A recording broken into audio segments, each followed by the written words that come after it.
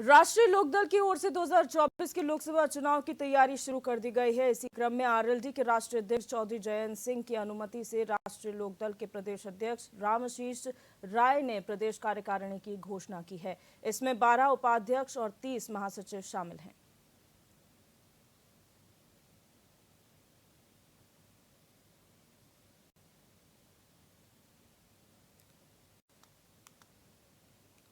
तो आपको बता दें कि प्रदेश अध्यक्ष रामाशीष राय ने घोषणा की है आरएलडी की नई सूची की, जहां पर प्रदेश कार्यकारिणी की घोषणा हुई है। 12 उपाध्यक्ष और 30 महासचिव इसमें शामिल किए गए हैं। और आपको बता दें नई कार्यकारिणी का गठन हुआ है राष्ट्रीय लोकदल की ओर से और 2024 की ये तैयारी है।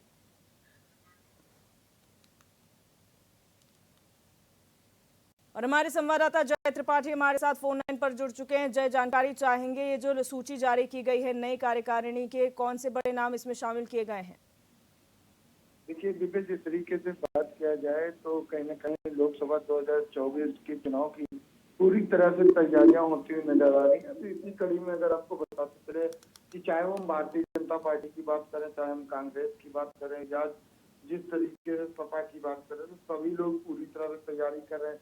ऐसे में कहीं न कहीं आईएनडीआई गठबंधन के साथ कहीं का आरएलडी भी पूरी तरह से चुनाव की तैयारियां करता नजर, उसमें कहीं न कहीं अगर जिस तरीके से बात किया जाए तो प्रदेश अध्यक्ष आशीष राय ने एक सूची जारी की है और उसमें लगातार घोषणा की है कि किसको किस पद पे चयनित किया जाए, चाहे वो महासचिव की बात करें, चाहे हम उपाध्यक्ष की बात करें। तो लगातार आपको बताते चले कि एक बड़ी जिम्मेदारियां दे दी गई हैं। चाहे हम यहाँ बात करें अन्य जिलों में भी लगातार अगर हम बात करें तो वहां पर भी जिम्मेदारी दी गई है। अलग अलग जिले हैं, चाहे मुजफ्फरनगर, नोएडा, कानपुर, मथुरा, गोरखपुर, मेरठ, जौनपुर, प्रतापगढ़, मिर्जापुर और गाजियाबाद, हरदोई जैसी लिस्ट है, जहां पर लगातार कहीं न कहीं पूरी तरह से जिम्मेदारी देते हुए नजर आ रहे हैं। और घोषणा कर दी गई है कि अपनी पदों की जिस तरीके जिम्मेदारी, इन जिम्मेदारियों को निभाते हुए आरएलडी जो है लोकसभा 2024 के चुनाव में पूरी तरह से कहीं न कहीं जो चुनाव होगा